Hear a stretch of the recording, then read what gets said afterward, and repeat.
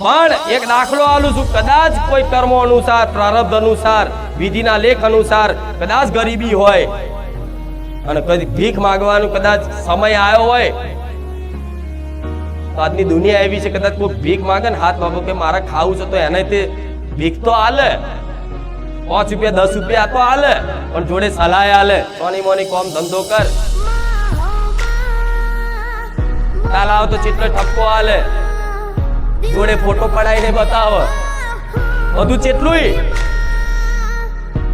પણ એવી ભિખારી જેવી કળા તમને આવડી જાય ને માં આગળ, માતા એવું કહીશ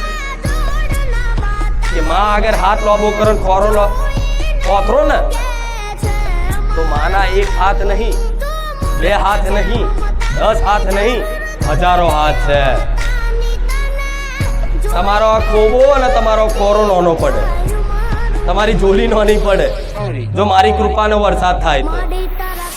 તો મારે એવી કૃપા કરવી છે. મોનો મારી વાત ન મોનો, વિશ્વાસ રાખો, મારી વાતનો વિશ્વાસ રાખો. પેલા રવિવારે કીધું તું, નાના પેલા રવિવારે કીધું તું મારે તમારી જોડે કશું જોતું નહીં, બસ મને રાજી રાખવી અને મને પ્રસન્ન કરવી, ભલે કશું નહીં લાવો, ફૂલ હાર ચુંદડી પેડા અગરબત્તી કશું જ નહીં લાવો,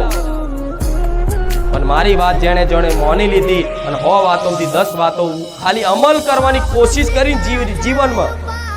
એ મન જીતી શકશે. અગર મારા કહેવાથી તમે તમારા જીવનમાં પરિવર્તન લાયા છો તો ચિંતા ના કરતા,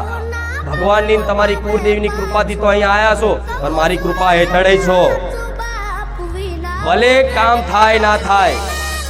તમારી અરજી પૂરી થાય ના થાય, કોઈ કદાચ અરજી હોય અને પૂરી ના થતી હોય તો એવું માની લેવાનું કે માં